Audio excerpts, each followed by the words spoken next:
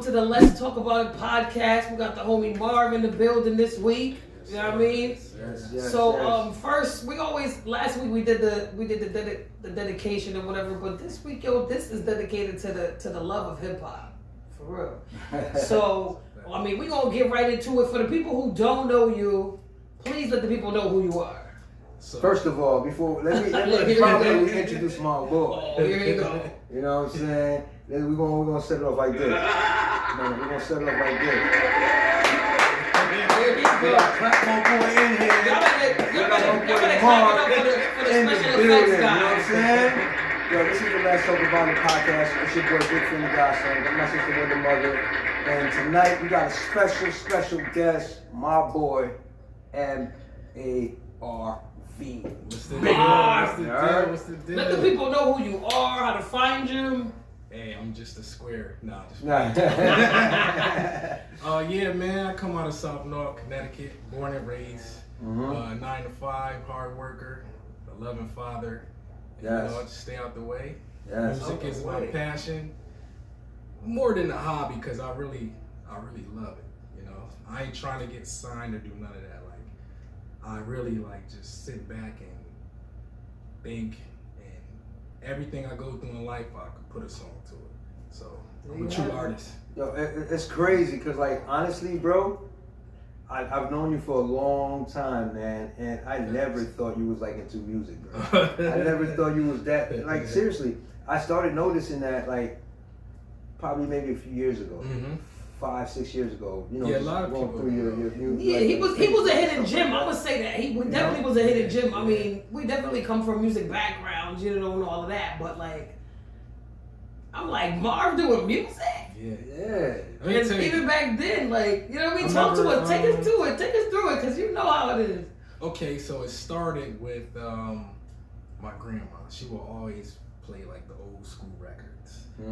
Marvin Gaye, you know, all the greats. Classics, Curtis Mayfield, Okay. Motown, all those dudes.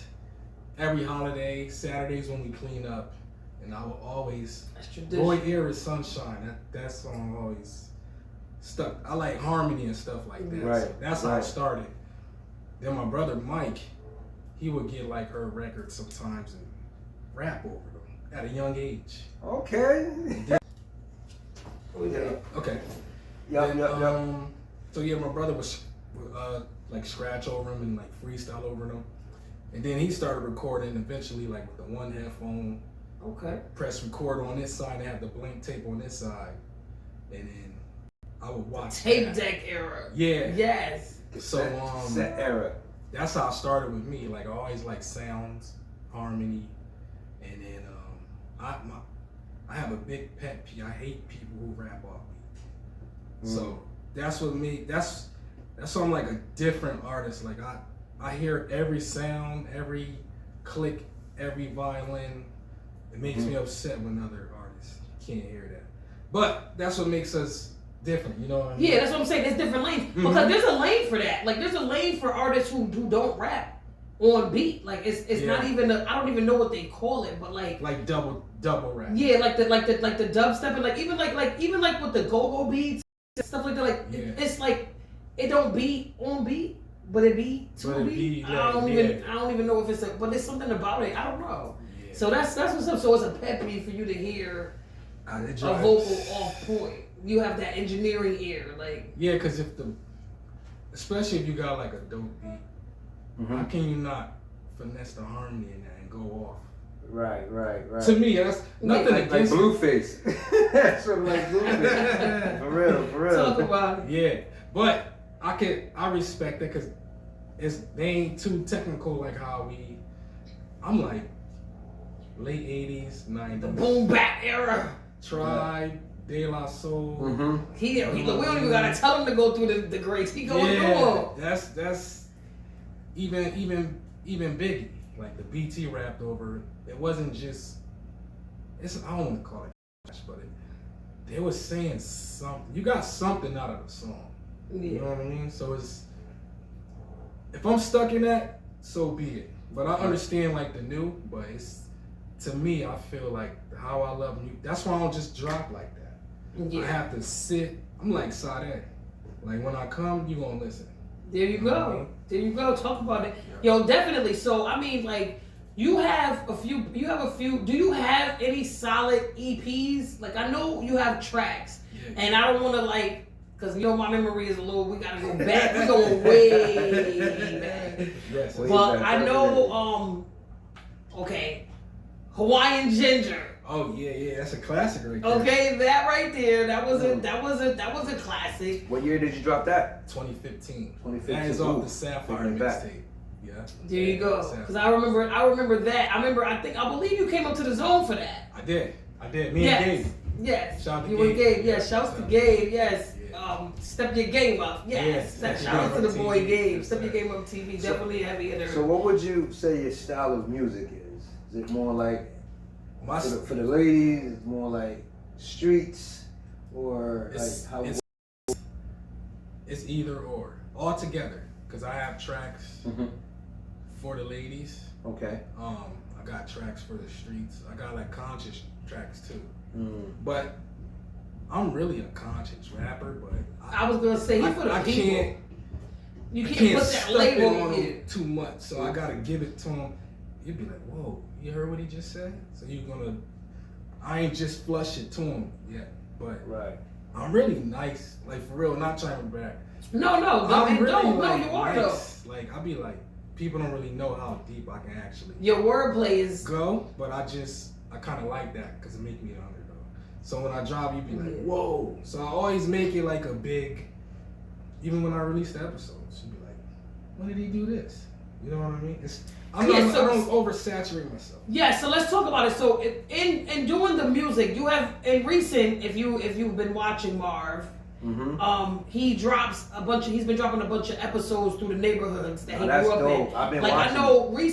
I know we just been sharing the Four Corners, so shout out to the Four Corners in Norwalk. You know what I mean? I saw that. I wasn't gonna say this episode is dedicated to the Four Corners, but I wanted to get into it because nobody wanted to know what we was talking about. And on some real shit, that shit was dope as hell. And what you said in that little clip right there was real as fuck. Because like those Four Corners right there really determined who you were back then, bro. Exactly. You know what I mean? Because I mean, I lived all over Norwalk. You know, East Norwalk, Meadows Street, Paradiso, you know, Lexington Ave, you know, and I remember when I first started coming out, like jumping off the stool. Yeah. It was South Main. Yeah.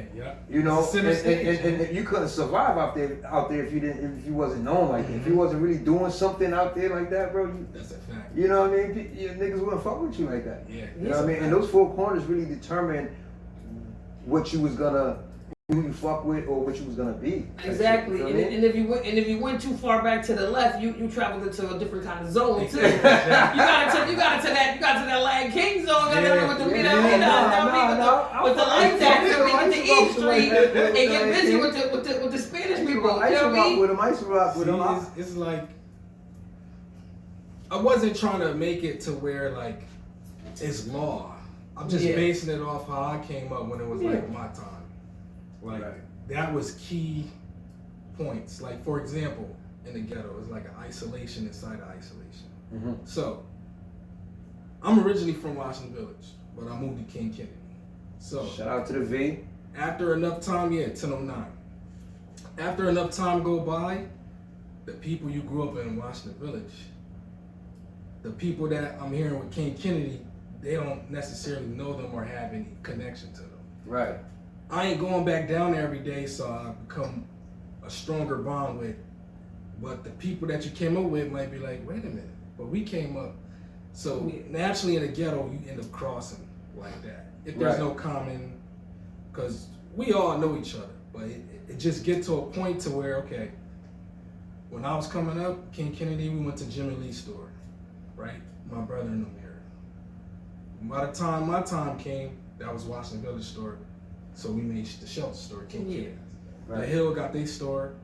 Then I was just there earlier today, honestly, bro. I was there on some chicken this morning, bro. So then as time come on, people from Washington Village stopped using Jimmy Lee's store, and then the Haitian store is there. Yeah.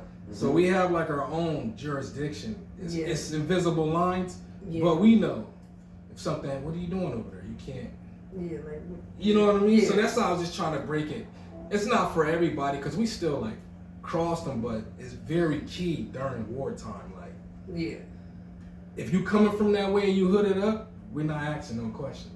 Yeah. You coming from the hill. You coming from, because we don't know. You definitely coming from somewhere. Exactly. Honestly, one thing I always hated, I love my town, I love my city, I love where I come from, where I was raised at.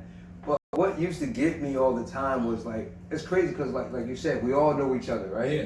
Some of us went to school with each other, right? Yeah. And it was like, yo, like, why is Washington Village beefing with like 109? Or, on South Main? Or you got Colonial Village beefing with RC, and we all like went to school together type shit. Like, I never understood that. That time, when that came about, where the Norwalk, the different sections of Norwalk, that shit was petty. That time was a weird time. It really was. I'm gonna break it down. Yeah, no, go ahead, break it down. Okay. Most of downtown, you have the structure of Brotherhood. A sprinkle of maybe some. Nation was really like Colonial Village. Yeah. PIU Nation. You had the Latin Kings. Rest in peace, Tank. He had started TKO, bro. I remember TKO. They didn't allow that to last for too long. Oh man, I remember TKO, that. man. I remember TKO. So Brotherhood would have the meetings in King Kennedy. Once they did the raids, Brotherhood wasn't there to stop the Crips and the Bloods from New York to come in. Yeah. The Latin Kings did a raid too. That just turned white that whole area. You know what I mean? So now, if you have the Bloods that may pick up, let's say the area of South Main and Washington Village, because that's where they penetrated first. The Hill, the Crips, right? Yeah. They link with Colonial Village. Mm-hmm. RC, they ain't really come downtown, but when they started to, they clicked with Washington Village. So there's really no structure like Brotherhood had, like you can't do this, you can't do that. It's just a bunch of wild teenagers. Yeah. So whoever you in school with, like I went to school with predominantly Hill kids. So walking to the bus stop or walking, I would be with Hill kids. After a while, it's like, yo, you Crip? Nah, these just my friends. That's crazy. And after a while, they just keep pressing you. Well, you with them then? Well, that's what I am. Yeah. So my brother would be like, yo, what are y'all? But that's how I end up going. It's like, you even if you don't choose, you're gonna have a friend that my generation is all we ganged out. Just I mean, all right. Coming back to that, I mean, cause like, what year cause I remember growing up in Norwalk before I got locked up in '98. It was none of that Crip and Blood shit. You know, it was either you was Nation, Brotherhood, Latin King, or TK. I remember TKO. Niggas had to meet in that flash sale park. They had all of that. But like, it fucks me up because like when I came home from the feds and all that shit, Norwalk just changed, bro. It was like you missed the pivotal. You missed a lot of pivotal moments. That's what it was. I came home to some shit like, yo, Bloods, Crips. Yeah. What's going on here? They will always, as a kid, I was very observant. They will always come down with sprinkles. Bloods first, but there was really no room for that. And plus, Brotherhood wasn't having that. Right. You know, the first Bloods try to set up on the hill. E. Bishop and them was like, nah, I ain't doing that. Once they went to jail and all that, they set up shop. And they called their cousins from New York. You know what I mean? I ain't gonna say no names, but we don't gotta say names. We don't gotta say names. We just know how the structure was built. That's all we talking about. Like me, but in my era, we ain't gonna get stuck. We ain't gonna get stuck on the territories. My era, bro. I grew up around Waffle, Furban, E-Dog, Chubb Rock. You know what I'm saying? Feli. Those are dudes I grew up under. Yeah. You get what I'm saying? So it was it kind of like fucked me up like when I came home. Like you couldn't do anything. It's crazy. You know, Washington Village got all crazy. Colonial Village all crazy. It was weird to me, bro. There was no. It's like with me now being 38. I work all the time. I don't really tell my young guys don't do this, don't do that. So they just do what You know? But I think that's what the street is missing, though. Yeah, it is. I agree. I think a lot of younger dudes that comes up under you don't understand. See, guys like yourself, myself, I know I'm older than you. We pioneered. Yeah. You know, we suffer for these dudes. We're the reason why who they are today. If it wasn't for us in the streets hustling, doing, you know, you get what I'm saying? They wouldn't be none of that shit, bro. But you know what? But we but paved the way in a sense for them dudes, bro. No, definitely, I agree. But You know the problem is that the way was paved, and then the people who paved the way was gone. Yeah. True. So even from the ones that were in, that was still had a little bit of control of the people on the outside, it wasn't the big homies was all gone. It wasn't no big homies. Yeah, it really was. The big homies was washed out. Yeah. Like when it was a few, they probably wasn't doing what the fuck they were supposed to do, sis. Yeah. You get what I'm saying? There was a few, but you know what I mean. The ones that did linger weren't. No, it was too. It was too many of us, and by then they didn't want to deal with us. Yeah, they didn't want to. It was too much going on. My generation. Cousins was fighting each other. Yeah. Like come on, nobody wanted to. Nobody wanted parts of that. And we had the family cookout and niggas talking about I don't fuck with you and you don't fuck. Y'all niggas sit down and have a hot dog. Sit down, like you know what I mean. But we ain't gonna stray on that too much. Yeah. So it's a little, you know. It's a little part of the situation only because you did the episodes in the different hoods, so that's why. Yeah, and mainly I was just trying to. Yeah. What was the whole angle with that? Yeah. What was the point of like? I'm not saying I'm trying to be bashful or anything. No. What triggered you to do that? Well, I seen how fast the town was changing. Yeah. Well, okay, here's the story. One time I just had like my regular phone. Because that's how I started doing. I would just be on my regular phone, just taking pictures, recording stuff, walking like, hey, this used to be this. A white lady came out and said, you're not supposed to be doing that. So I laughed. I said, do you even know what this used to be? Right. And it dawned on me. I said, once her kids grow up, this is what they know. Right. And I said, yeah, I gotta start shooting these episodes so I can talk about whatever's left. And it was going fast. Yeah. I mean, we shot Burton Brothers, right? Shout out to Burton Brothers, man. Facts. I remember them pig feet, some candy pennies in the morning. 75 school, cent you know what $1 I'm saying? candy. Yeah. Shouts to the fam. Shouts to school, you heard? If you was a hustler, you heard? Shouts to the original. It was open during winter. Any storms, you can go and get those good sage sausages, man. Shout out to Lexington Ave, man. You already know what it is, man. Yeah, so, man. shot that. 2 months went by.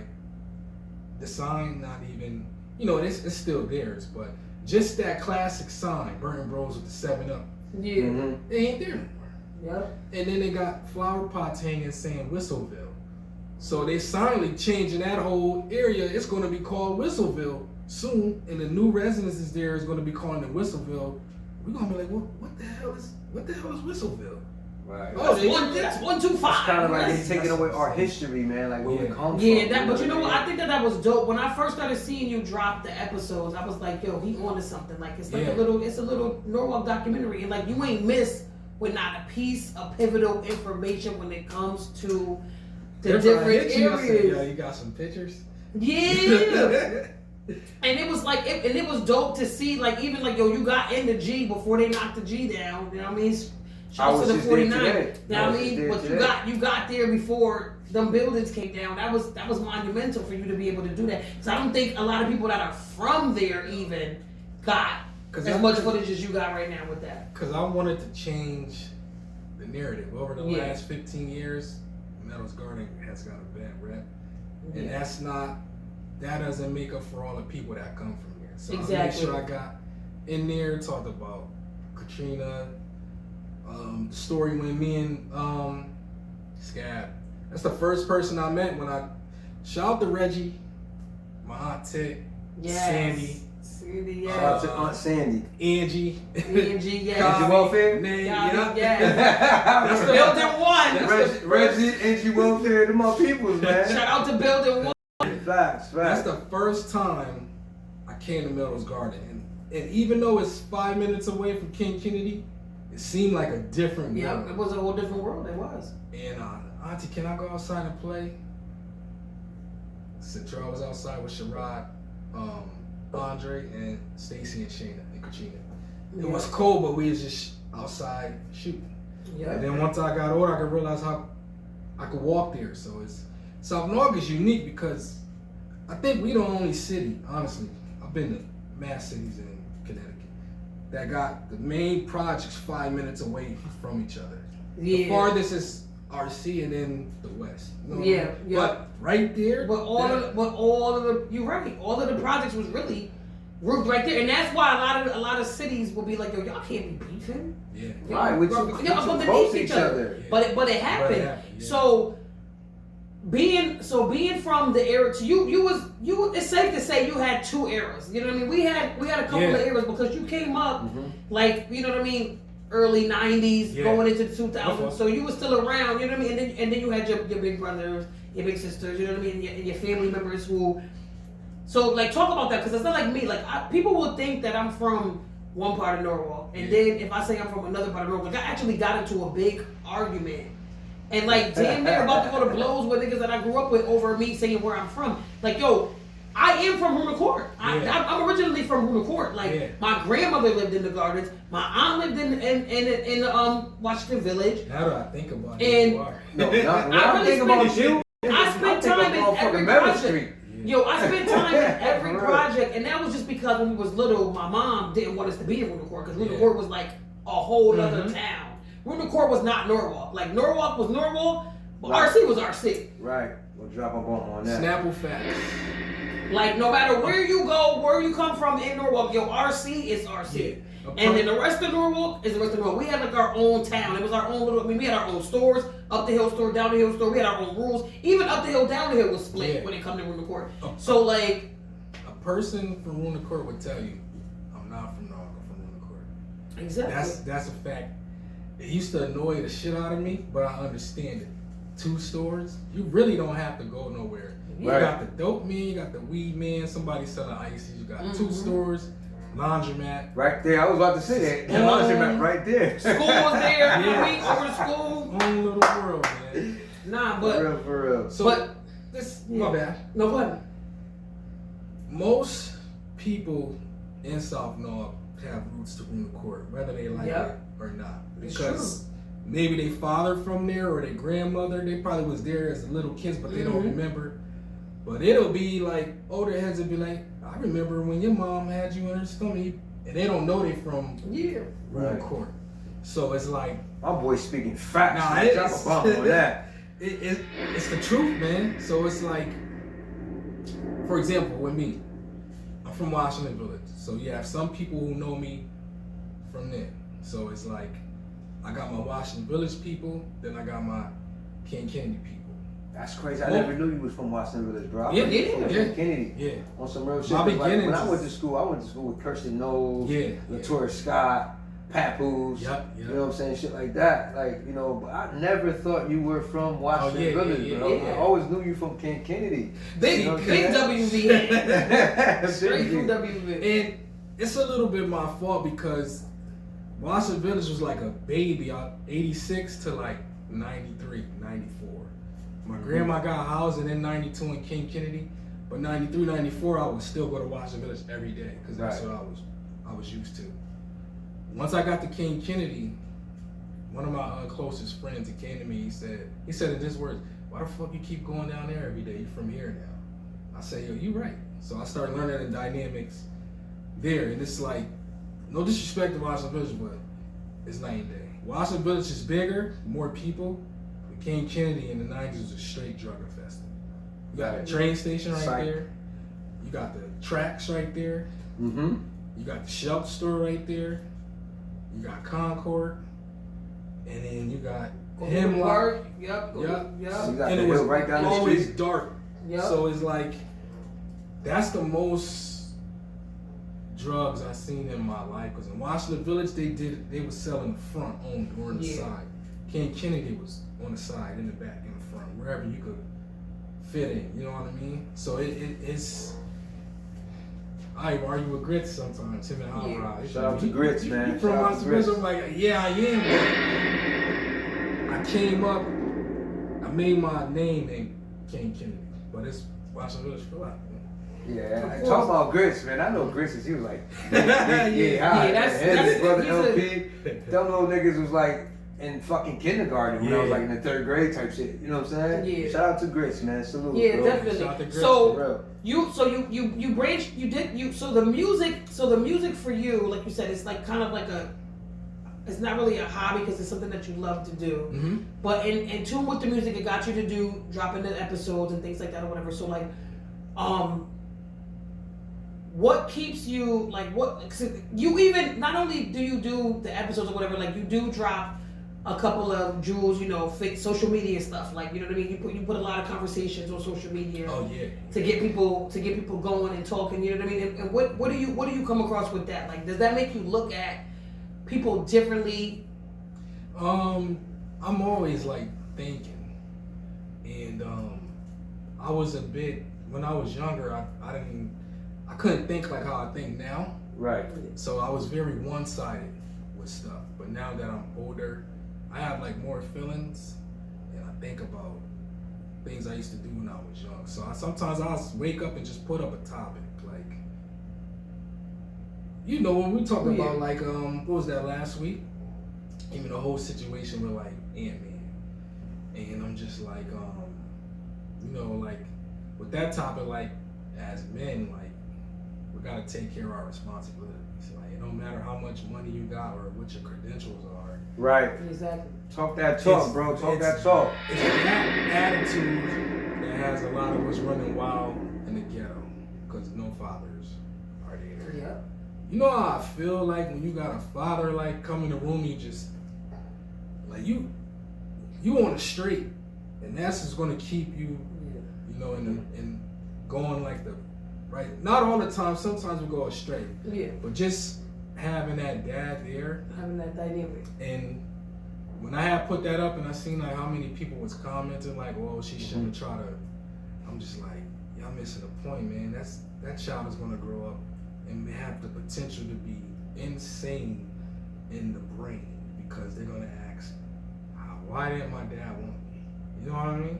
Right. That's never ever gonna go away. Yeah. Right.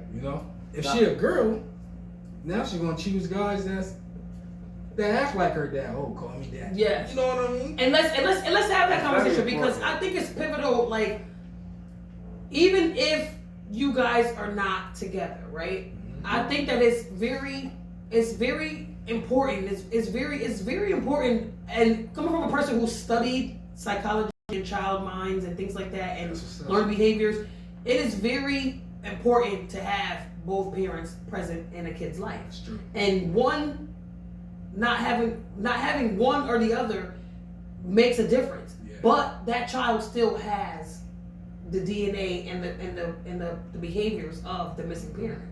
Yeah, like my mom would say to me sometimes, "But you act just like your father." I'd be like, "Damn, I don't even function with him." But it's in me, like chewing or something. I may laugh. Or when I had my girlfriend in high school, she said, "Don't do that. That remind me of dad. He used to do that to me." And I'm just like, whoa. I had like a rage in me that young that I didn't even know. I'm not saying it came directly from him, but it was it comes. So that helped me be like better with like relationships and stuff like that. But it's true, man. Like fathers void their kid, and their kids act just like the dad. And it's just, you just gotta be there. Even if you can't be there full time, like some time does count. I'm telling you, man, it makes a big difference. Exactly. And now it's funny you say time, because we got that was the conversation too. So like, I know a lot of the times women and men get into the argument of financial and time, right? Yeah. And I will be the first, like I'm transparent. I talk about my situation with anybody, and I don't care. I will never ever discredit my kid's father for being a dad. Yeah. Mm-hmm. Full-time dad all day, every day. My kids ain't never have to beg, plead, or ask for anybody to be their father. You know what I mean? And even when I was dating people, like, I made it known, like, yo, my kids have a father because they had a father. Now, financially, do I think that he could have done more for me? Absolutely. I could say that. But I will never, ever, ever want the money as opposed to the time that my kids have. You know what I mean? Like, my kids can call their father right now for any type of information, any type of advice, or whatever have you, and they have a relationship with him. You know what I mean? Yeah. So that means more to me than me saying, like, oh, well, he didn't give me $20 for this, or he didn't give me $100 for that. Well, I could care less about what money he didn't give me. I care about the fact that they can say, I'm going to call my dad. Yeah. You know what I mean? Let me ask, I love this topic. So, do you think in a relationship when both parents grow apart, right? Mm-hmm. Do you think spending time or having the financials is which one do you think is more of a factor? I could tell you, spending the time with your kids. Yeah, I've been in. I went through it for your kids. Time was always better because, unfortunately, you know, the mom, she gonna always do what she gotta do. That's just in their nature. They don't have time to say. They may text you, hey, can you pick up? You won't respond quick enough. They don't have time to see if you won't respond or not. They're just gonna do it. Yeah. So trust me. Taking that load off mom, she'll take that over money any day. Just to have if it's like a void father, I'm gonna break down two scenarios. If it's really like a void father, take your kid for a week. Trust me, mom she may even offer you a drink because she's gonna enjoy that break. Right. You know what I mean? So moms be needing breaks or even just a weekend, right? So in that case, the time will trump the money. If you a dad that I would say do both. Both is pretty good, but you can't get that time back. Money, time is something you can never take. Listen, as a grown man, 38, I think about times I wasn't there for my oldest two daughters. Mm-hmm. That shit made me cry still. And I'm like a way better dad now, but I still, because I got an 8-year-old and she's small, so I think about the older two when they was her age and I'll be like, damn, I miss doctor's appointments, dental. Yeah. That shit will, when you get conscience as a man, it will break you down and make you cry. Now, what was that because the mother was getting on your nerve? That's why you missed all those times? No. Or is that something that you chose? I did it on my own. The mom, she didn't do nothing to me. I just was young, wild, in the streets. There's no excuse. I did it myself. Right. Yo, see, and the fact that you could even admit and say that, because a lot of men will sit right here and say, oh, nah, she ain't let me see my kid. I couldn't see my kid. She tried to help my dumb ass at the time. She tried to help me get my license. Yo, I'm telling you, and it be like that. And it be like that. The young black kid will run away from that. All the goodness. Because what's taught to us is cool is actually opposite. It's not until we get close to 40 and we be like, damn, now you got a nice woman you done lost. You know what I mean? Yeah. So and you know one thing I hate, if for all you dudes that's gonna watch this, one thing I fucking absolutely hate, bro, is the fact that like if a woman walk away from a man, and now that man feel like he got to give up on his child as well. Oh, yeah. Exactly. You know? And that's something. That's something that with me having a lot of male best friends. Like seriously, bro, I have a lot of male friends. Like I hate that shit, bro. Like if you a man, whether you have a great relationship with your ex or whatever, bro. Yo, just be there for your kids, because that child don't deserve that shit. And nothing should stop you from having a relationship with your kids. That child don't have nothing to do with you and mom. Exactly, and I think a lot of men misconstrue the fact that they have rights too. Yeah. And I mean, coming from, and I'm not even, like I said, and I'm not saying they avoid that shit. They avoid it. I'm not saying here some of them might know that they do have rights because they fucking do. Yeah. They avoid it. You know why? Because they don't want that responsibility. It's no, not but my it's fault. and you know Your mom what? ain't No, fucking with but me it's no not more. even. I'm no, good. With some, Like, no, but with come on, some, bro. with some it's like that. Really? No, but with some it's like that. But with some, the female makes it hard for the man. And they won't. And a lot of men, and I've been in a situation where I've seen a lot of men, they give up only because they rather not have their children see them fight. So they don't want to subject their children to the fight. I can't do that. And a lot of men, Be there, bro. a lot of men, they don't, and not even that. It's because they feel like, oh, because they've been through X, Y, and Z. It don't matter what your history is, what your past is. You're the father of that child, and you have rights. And if you exercise those rights, 9 out of 10, the system is going to give you the rights that you're asking for. Because the fact that you're sitting there, standing up, saying, "I want." Like, you see a lot of more single fathers now than you used to back then. You definitely do. There are a lot of men that have full custody of their kids right now. As opposed to back when, you know, this is what I be people was growing up thinking about. When there was a time where once you have your child, slave master come and snatch him away. Yeah. I think every black man need to watch. We need to go back to the beginning and watch that shit. And understand that how we couldn't even keep apart. our kids. If we understand that aspect, then I think it will get to some of the guys' brains that like. Imagine you have your child and they just come and you don't see your kid again. You know what I mean? So I don't think we think about, we just like, oh, we'll deal with the kid whenever we want. There was a time we couldn't deal with the child at all. Yeah. You know what I mean? So it's like. And one thing that, no disrespect to some women out there, but one thing that fucking drives me crazy, bro, is the fact that you have how the government give them a little place to stay, a little Section 8 housing. Let's talk about that. I'm happy that you said that. They take that and they use it against the father, especially if you're like you're not financially stable as a father, or you're going through it or whatever. They use that shit as a manipulating tactic against the father. But you know what? Right. The system is designed for that. The system is designed to break up the family. That's what I've been going to bat for this for the longest since I've been a mom myself.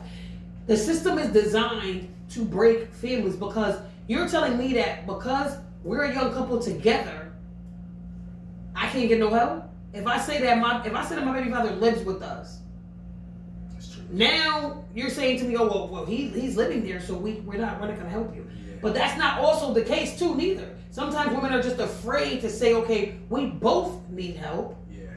So instead of me hiding who my child's father is, this is who my child's father is, and we both need help. And the system will help the both of you. Yeah, but some of them scared that they're gonna lose what they got. Once.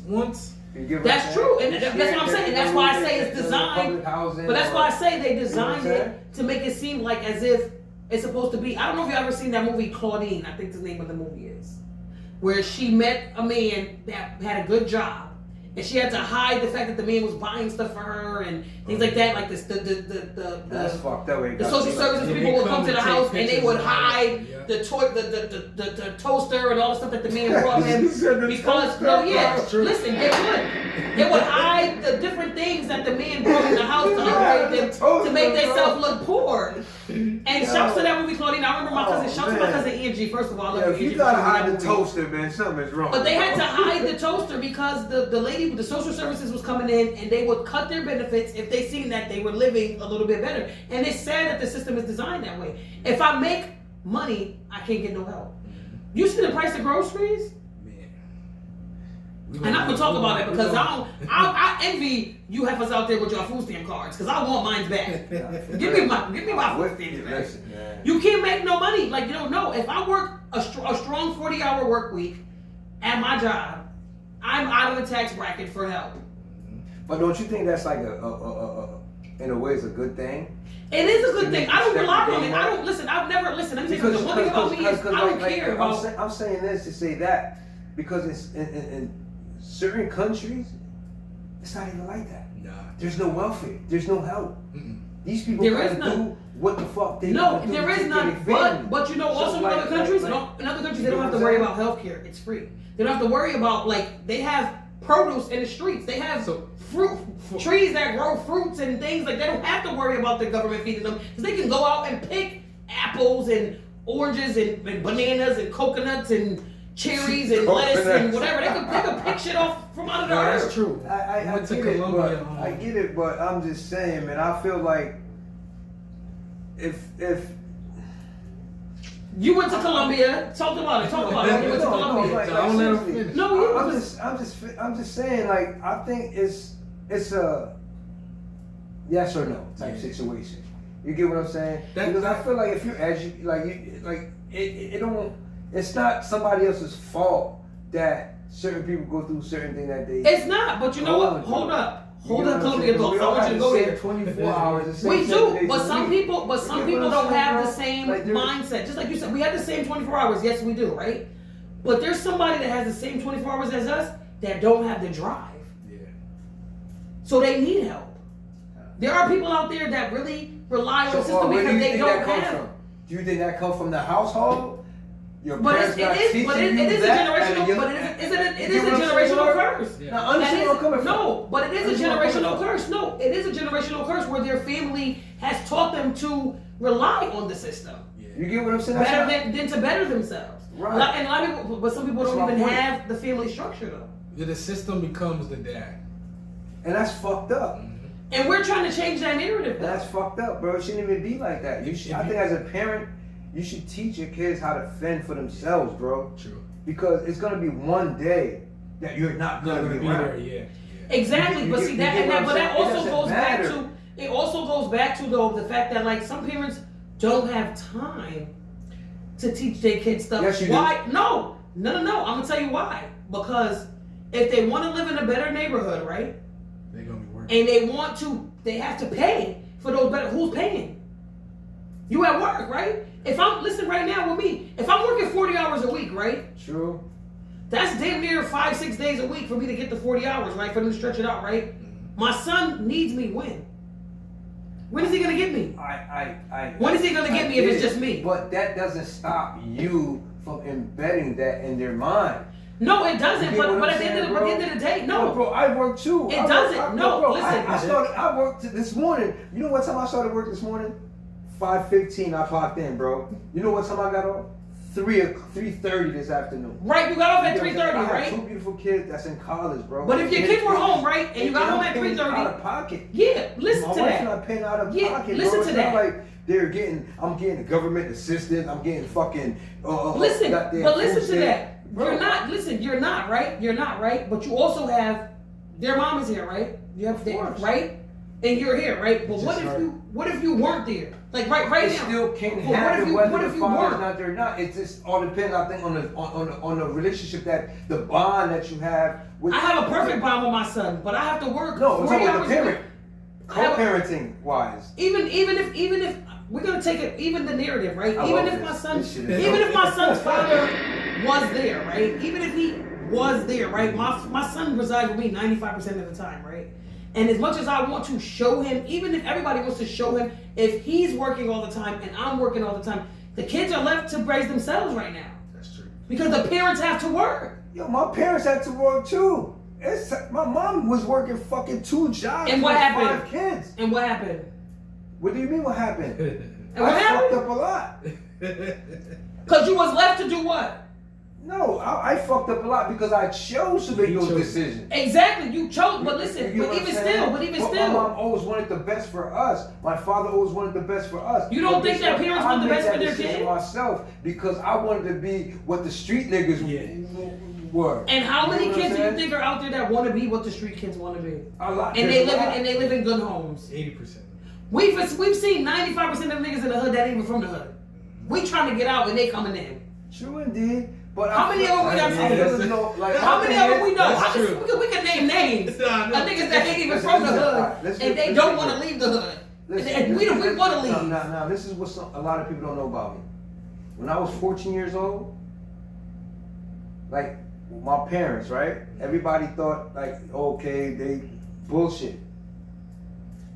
My mom and my dad split when I was a young child, okay? When I was like 12, 13, right? So I started playing in the streets because my mom couldn't afford certain things for me. You get what I'm saying? Check this out. Bro, I came home from school when I was in Norwalk High School, freshman year. I watched my mother move out on me, bro. You understand? With a new man. That was my father's good friend. No, on some real shit. Yo, Left me for dead, bro. even... Like no hot water, no refrigerator, nothing. The nigga that was living upstairs from us was a crackhead nigga, but he used to take care of the yard. They had a big ass fucking lock on my door, bro. Wow. I had to go knock upstairs on his door for him to open that lock. Take a cold ass shower, no laundry, no nothing, bro. I used to wear the same shit every fucking day, bro. You understand what I'm saying? See, that's. But a see, lot of people don't know that. No, a lot of people look at me and feel like, oh, this, that, and the third. No, nigga, you don't know the struggle because I don't put it out everybody there. Everybody has their stories. Everybody has their stories. I don't put it out there. But this is the shit that I went through. My first Thanksgiving by myself when I was 14 years old was a Jamaican beef patty, my nigga. While everybody was there home with their family, celebrating, having a good time, I was on South Main Street hustling, nigga, eating a Jamaican beef patty, nigga. It's a lot of people that What's have those type of stories. You understand what I'm saying, my nigga? But I think it's all about your mindset, man. It is one though. day you're gonna have to fucking grow up. It is though.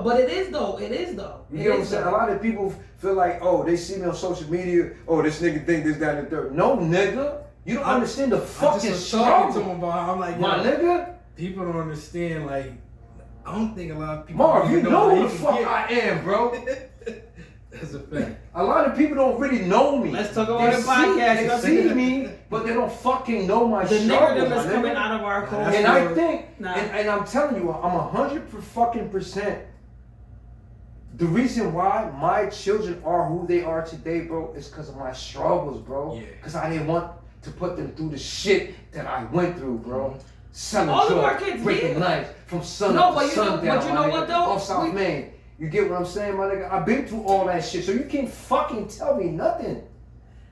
I might not talk about it, my nigga. If you really fucking know me, then you know the fuck I come from, my nigga. We don't want you to get... Come from nothing. We don't want you to fight. Haitian niggas. We don't want to fight. No, we're not fighting. Haitian niggas. Haitian niggas. niggas, elementary school, kindergarten, first grade, third grade. Oh, you Haitian, you stink. This, that, and the third. That's the shit I had to endure. I had to go through, fight my way through life.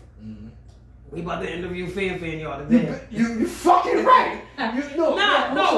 You get what this is what we do this for, to have the conversation. A lot of people, I'm glad I'm fucking talking about this shit. A lot of people see me, oh, they feel like, oh, this nigga bougie. No, motherfucker, I've been through the fucking struggle and back. I've been through hell and back, my nigga. Listen, work hard, play hard. It's not even about that. It is it's about that for me. Work hard, play hard. You get what I'm saying, my nigga? Yeah, no. Like, I hate when people trying to like judge me, thinking like, oh, he think he the shit. No, the fuck I don't, my nigga. It's just that I changed my mindset. So let's talk about that. But let's talk about that. Because Marv, you probably had like a lot of people who judged you from, you know what I mean? Man. From your upbringing. They probably thought that, you know what I mean? Like, even when people see you now doing music or whatever, they probably be like, oh, Marv wasn't in the streets, or he wasn't, you know what I mean? Like, some people might think that. Not knowing what you come from and what your background is. Yeah. I read Ski, rest in peace, Shorty B, motherfucking Wild, Nino. You know what I'm saying? Like, we have a guest. Listen, man. We have a guest. I'm the street, baby, who the fuck I am. We love you.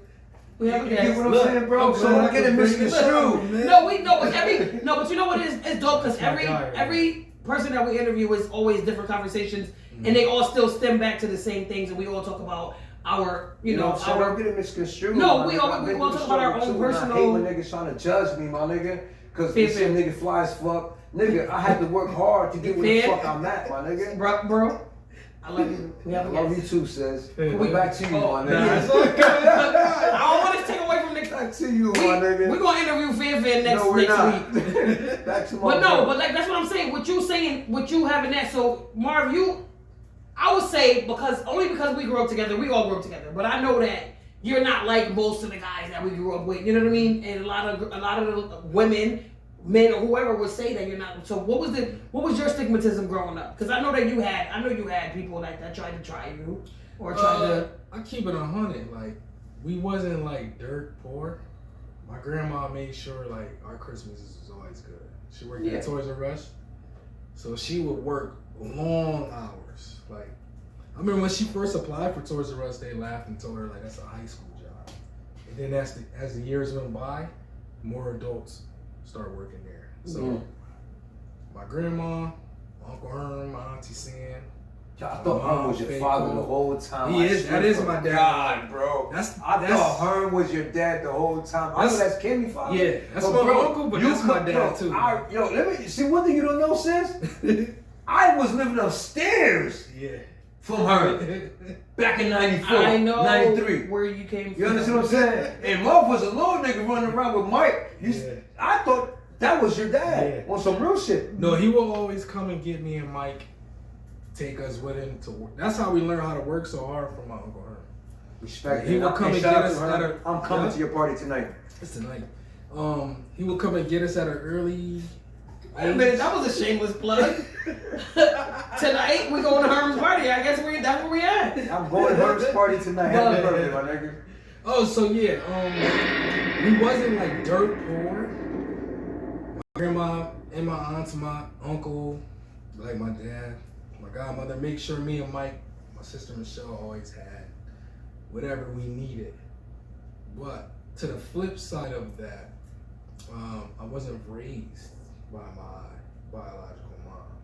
So that's tough. That's a mental tough. Yeah. That's a mental mind fuck right there. You know what I mean? But so I grew up like with the welfares. That's not my blood, but that's my blood. So it's I'll just sum it up like this. Like most kids in the ghetto, we're product of crack wars. Yeah. Mm-hmm. So if your mom ain't on it, your dad on it. Mm-hmm. Usually raised with your grandma. Talk that talk. Yeah. Or your auntie. Yeah. So it's like, we don't understand it, like even with the whole thing like, oh, we all broke in spirit because we all come from that. Yeah, from the broken homes and stuff. So me and my bro, we didn't have it worse like, I would say like Boone Court kids. Shout it out was to really MC, man. You my dog. Shout out to MC, man. Coleon. We wasn't like going days like without food, but we got a pair of sneakers in the beginning of the year and maybe a pair at Christmas. That was enough to be like, fuck that. You know what I mean? Yeah. Like, nah, I gotta have the simple shit. Like, you want clothes, you want sneakers, everybody come and fly. Yeah. My grandma was strict. Gotta be in the house, gotta go to church every Sunday. So like any other kid, you like, talk about it. Fuck that, man. I gotta do what I gotta do. And you seeing it though. Yeah. You seeing it like clear as day. Go to the bus. Let me tell you, King Kennedy, the drug dealers would be outside when the voters was going to vote at 5 in the morning. No lie. The voters in the line right here, they right here serving. Right? Come home from school, they still there hustling.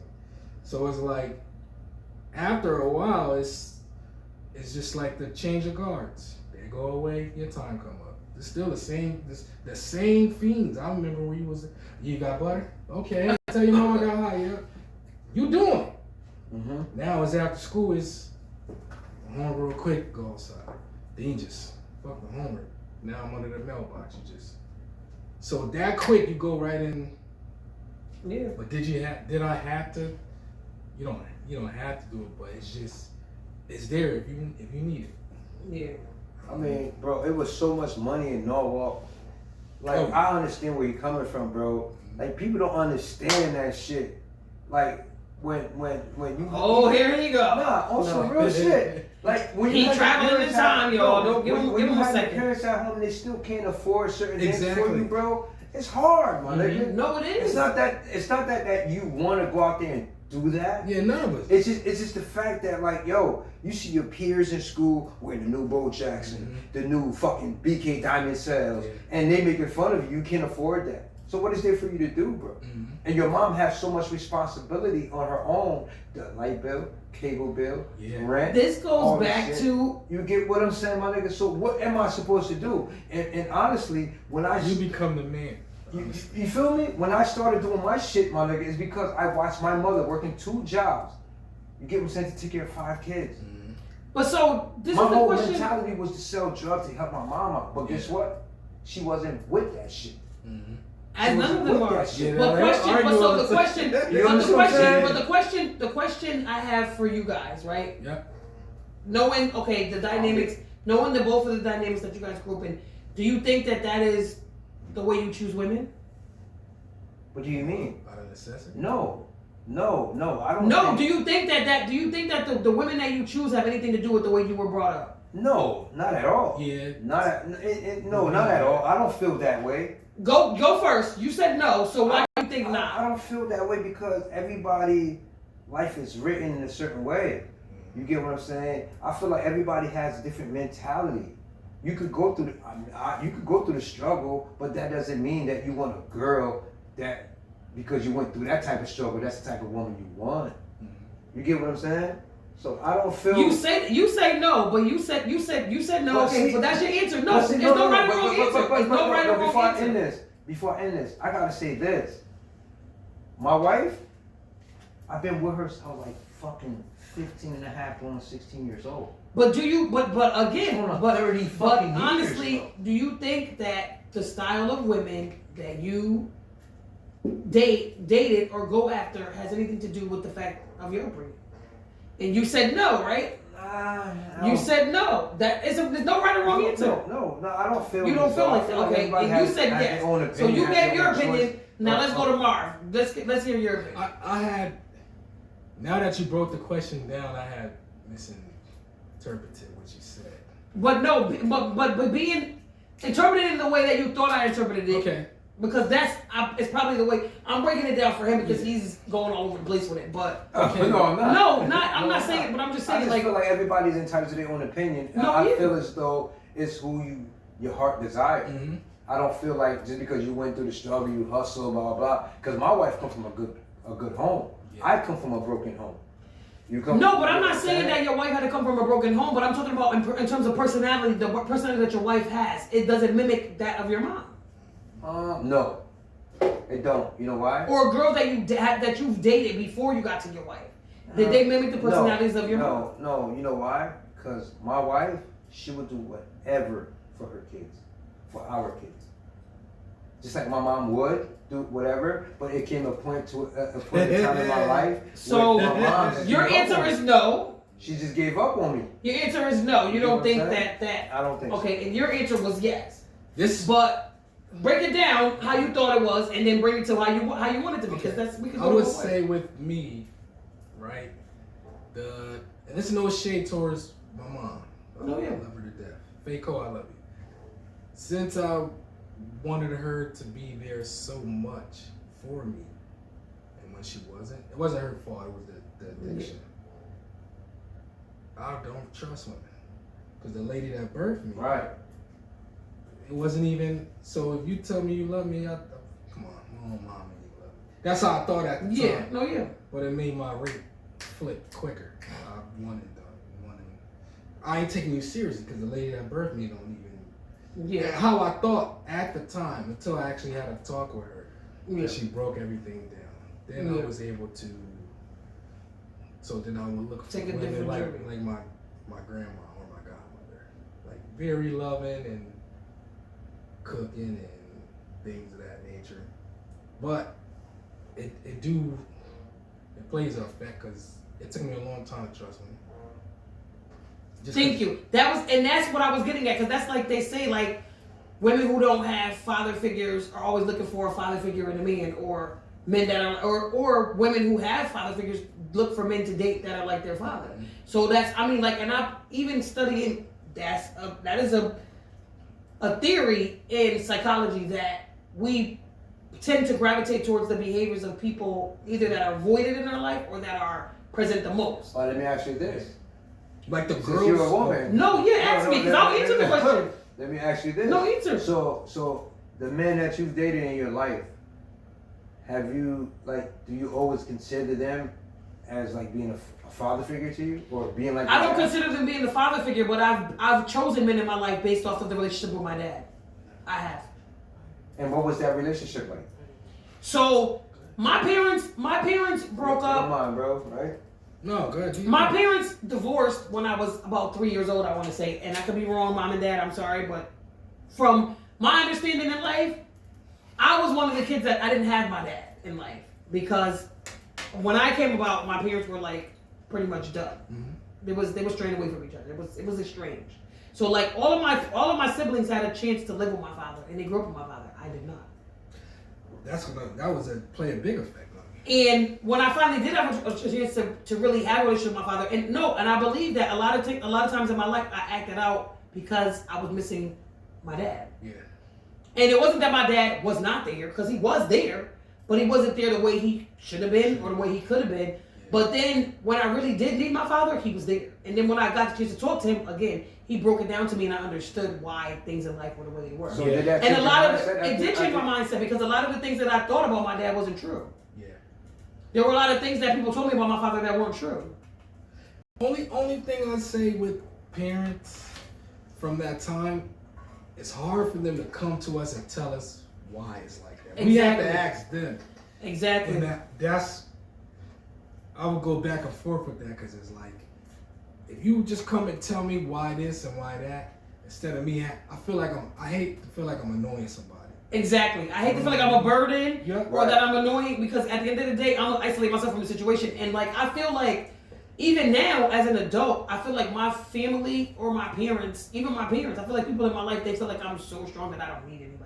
I never need anybody. And then when I do need somebody, it's like, whoa, she needs somebody? See, that's the fucked up thing about life. And I don't think... When you're a strong person and you can deal with adversity, people feel like, oh, you don't have no feelings. Yeah. That's true. If you go through this shit, oh, she's okay, he's okay. Let the world feel like men. And that's fucked up. Yeah, we all have feelings, bro. But going to the question that you had, like, I do believe that in my earlier stages of dating in life, I was trying to find men that were they mimicked the behaviors of my father. They did. So how was your father like? My father's an awesome guy. Right. My father is he worked hard. Y'all my father was an immigrant. Y'all edit on this? Yeah, we do. Okay. Go ahead. Did you want to take pictures? Huh? Did you want to take pictures of it? It's up there. Yo, this is a great conversation. Yeah, man. This is the my dad was a hard worker. He was an immigrant. He was a hard worker. He busted his ass. He made, he had good jobs. He did good things, but again, he didn't know how to deal with a woman who was, I don't know, like, I can't really explain, but my mom was one of those women that, like, my dad stayed away because of my mom. Do you think it was like a culture thing? And it was a culture thing too, because my grandparents, heavy Southern, family on my mom's side, and then on my dad's side, his parents didn't even speak English. Right. You know what I mean? And he was here, with family members, or like, he migrated here, so like he didn't really have a lot of family, you know what I mean? So and then it was a stigmatism where my family was like, oh, you ain't taking them kids to Haiti. They ain't going to Haiti with you. So like my father, as much as he would want to come and get us, sometimes he would be blocked. So you're half Haitian? I am, yes. Mm-hmm. A lot of the times my father wanted to be with us, and he couldn't be with us because people were telling him like, no, he couldn't be with us. Okay. Do you think that comes from like, cause I remember the late 80s, early 90s, man, Haitian had it tough. They did. And they did. Haitian had it so bad. It was not even, like, Haitians were not. People used to just beat you up. Because you were Haitian. Like how the Mexicans are. Like how the Mexicans. My brother got sliced in his face because we were Haitian, bro. Thank you. You know what I'm saying? And I think, like, that's crazy, bro. Like, it was fucked up growing up. That's why a lot of people don't understand why I am the way I am. No, yeah. Bro. I'm glad you brought that up. You know what I'm saying? Because, like, if you were Haitian back in the early 90s, bro. It was like a crime. It was a crime. Yeah, it was. It was a crime. Niggas would rob you, beat you up, And that's how all this Zopound shit started, my nigga. Because Haitian people got tired of getting beat up, getting jumped, because they were black, but from a different background. Like, you get what I'm saying? That's it's fucked never up. disappointing. I had like people who would be like, "Oh, Haitian niggas think they all that." I said, "You forgot what they went through when we was younger." Facts. Oh. And that's why now before niggas was whipping on, I understand it because I seen it. You know what I mean? So I'm not one of those dudes who be like always try to like discredit our family, everything. And he wanted to go to Haiti when he graduated from high school. And he bought a ticket and everything. It was like, and he's going. And his dad was like, I forbid you. Mm-hmm. And he was like, what do you mean? Like, but like one thing I could say, man, like back in the 90s, being Haitian was hard, bro.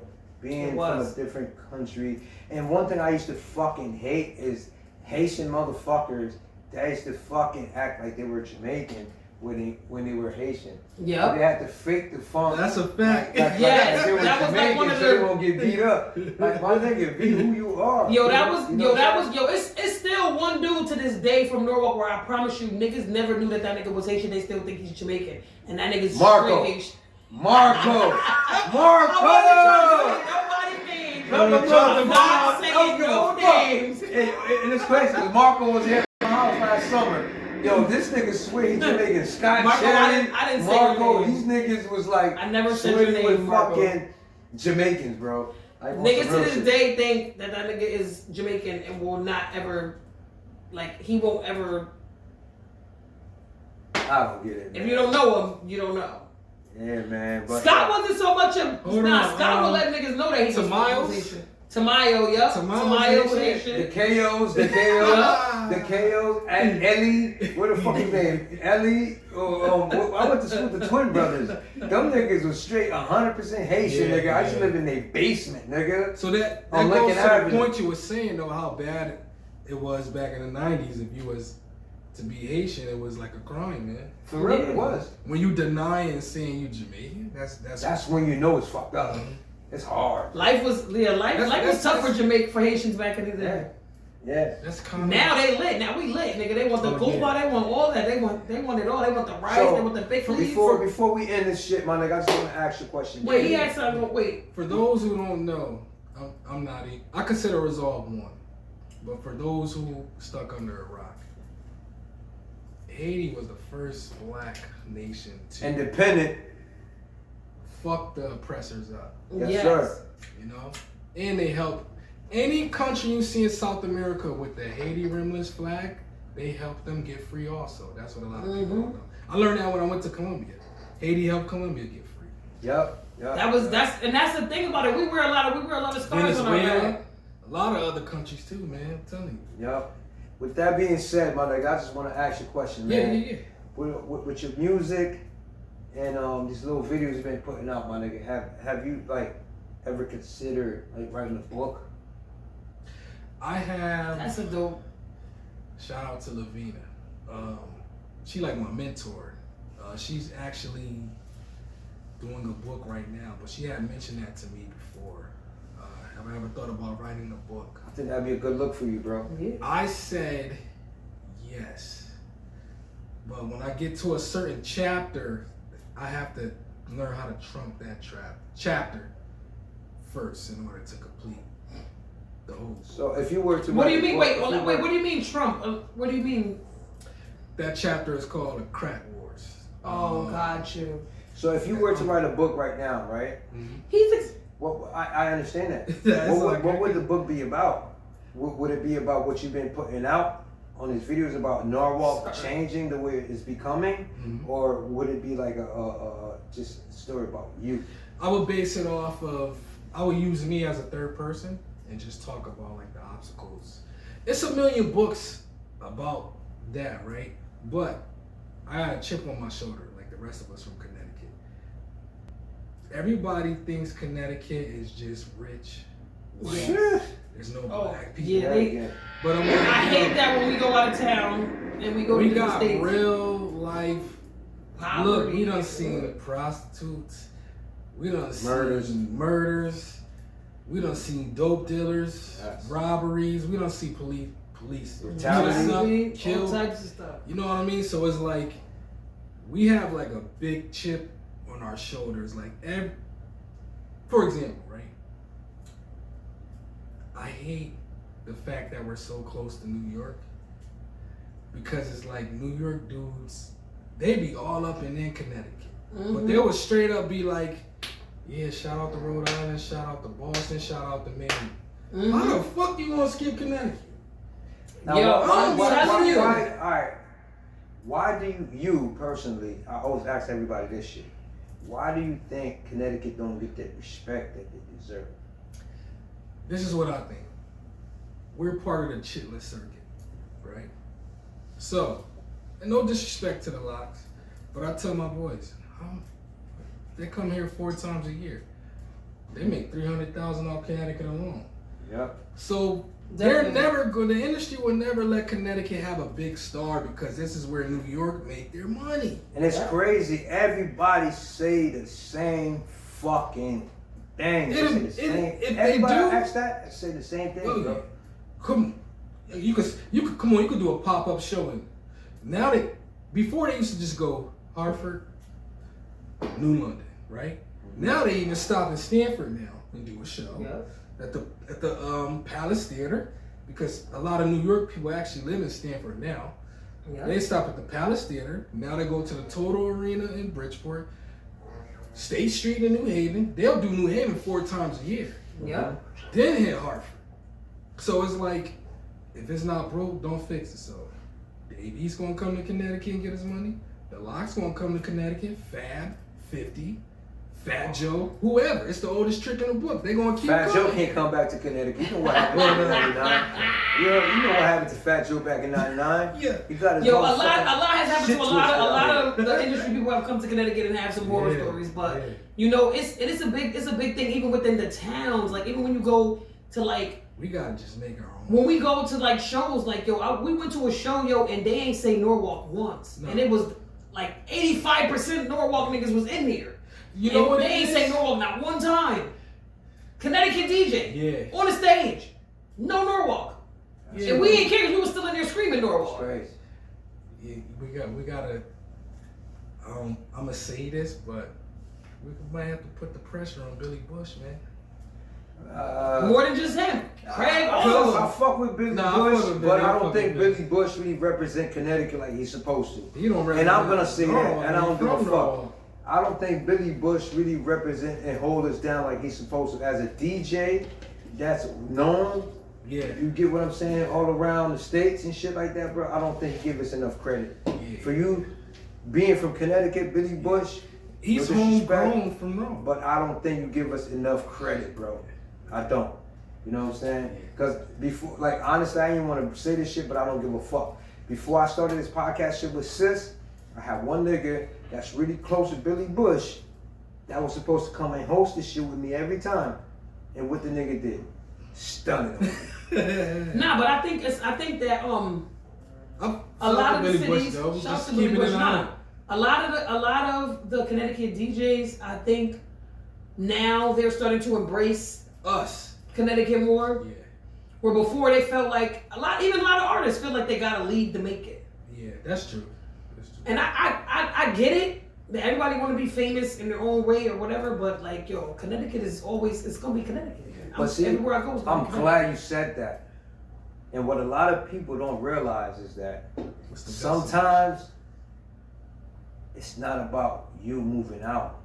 It's about your mindset. Yeah. You get what I'm saying?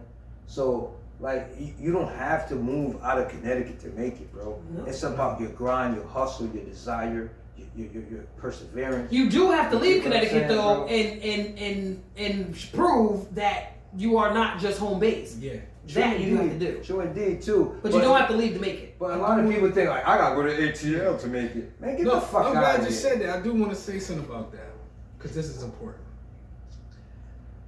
People move away and they shit on Connecticut, but Connecticut taught you everything you know. So when you gonna hustle in ATL, you learn that from Florida. Talk that talk. When you gonna hustle in Texas, Florida, talk that talk. That's from CT. Talk that talk. And another thing, stop blaming Connecticut for the problems that you chose. Yeah. Exactly. Yeah. Because even when you leave Connecticut, those same problems be with you. That's still make you grow fast at the choice you chose. It didn't make you, you know, participate in street activities. That's a choice you made. Connecticut ain't tell you to do that. Yep. You did that on your own. So don't blame that on the state of Connecticut. Man, listen here, man. It's about that time to wrap it up. Yes, sir, yes, man. Bro. This is dope, Thank you, man, for stopping through, man. We got the bro. We definitely, listen, you gotta listen. This is the last talk wait a minute, we podcast. didn't even get a chance. Wait, before we even wrap it up, wait a minute. Because it's something that we didn't even touch. Talk to me. Because Marv was Eastside Marv. Oh, yeah. Yes. So before we even hold up, we can't even rap. I'm sorry, y'all. False narrative. I apologize. We pulling back in real quick. Because we talked about so much that I didn't even get a chance. Because I remember when I sent you the promo and I was like, did you want me to put Eastside or is it just Marv? Because I noticed that the Eastside had dropped from a lot of you. And you said we were going to talk about it. So just give us that real quick before we wrap up. Okay, so what a lot of people don't know, it was supposed to be East Coast Marv first, right? But then I just broadened it down to Eastside Marv, right? Because like I'm from the East Coast, so New York, Connecticut, Maine, New Hampshire, you know, East Coast, New England. So I was like, when I was coming out here, any city I would land and I would pass out stuff and they say East Side, they would be like, yo, you from the East Side of here? And I'm like, nah. Like that's my genre of music. So I said, damn. And then a show I had did before, it was like a West Side versus East Side. And my name was East Side Marv. So they had mistaken me for, you know what I mean? So I said, damn. I was getting older and I'm just like, you know what? Music always reflect vision. Or music and raw vision. You know what I mean? Or making all resources valuable. M.A.R.V. Drop the East Side. That shit. Yo, say that shit again, man. Say that again. Say it again. Making again, bro. All resources valuable. I love that. I love that. And there you have it. And now we can definitely wrap the show because I wanted to get that out. And yo, Marv, first of all, once again, tell the people where can they find you. Oh yeah. If they're looking for any type of content or if they're looking for you, tell people how to find you. Yeah, you can find me on Instagram. It's _COLE 86. Facebook, Marvin Cole. And on TikTok, COAL and just an underscore. That's right. Man, you have it. And listen, this episode was definitely talking about it. Podcast was brought to you by JTM Moving Services. If you're looking for a great company to move you, all you have to do is call JTM at 203-572-9196. Yes, sir. And also Ray's Auto Body Shop in Milford. If your car get wrecked, somebody hit your shit, all you gotta do is hit Ray Auto Body Shop in Milford. And one more sponsor each time. I know you guys get hungry at work. Sometimes you only have 30 minutes. You don't have enough time to run out and grab something to eat. All you gotta do, hit up East Time, hit their website, and they will deliver anything that you want. I ain't playing There we go. Plug them in. Listen, shouts to the sponsors, shouts to the guests. Yo, Marv, it's definitely been a pleasure to have you sitting down with us. Good time, you gotta have us on one of your episodes. You gotta come through and bless one of your episodes. You know what I mean? But yo, each one teach one, and remember, make all resources valuable. Yes, and let's talk about it. It's a wrap. Yes, sir. Let's go! Yo, go back interview, bro. Love you, man. Appreciate you for stopping by.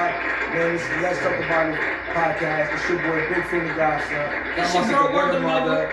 And my bro, M.A.R.V. M.A.R.V. Went from Eastside Marv to motherfucking M.A.R.V. AKA MC Lil Ro.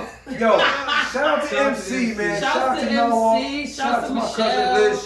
Shout shout out to everybody's out there doing their thing, man, yo. I want to give a, you know what I'm saying? Rest in peace to T-Bird mom, man. Yes, oh yes. Rest in peace, man. Rest in peace, Mama May, yes. We love rest you, in peace to Sean Best, man. Hold your head, with you, bro. Yes. Know that. Let's talk about it. Say his name, just Sean Best. You already know how we do it. Sean Best, bro. You know, we love you. Crazy White, salute. Yeah. Joe Grits, salute. Yeah. Man, you know what I'm saying? saying? All the heavy hitters, Keys. Love y'all, man. Sholi, you already know. Yes. Trey Cool. Julito Pregante. Julito Pregante. Shouts to Supreme Gully. Matter of fact, I bumped into Julio. I bumped into Mama Pregante the other day. He's like, yo, fan, when you gonna have me on this podcast? I said, bro, I got you. Hey, Julio, when I post this shit, I know you're gonna watch it.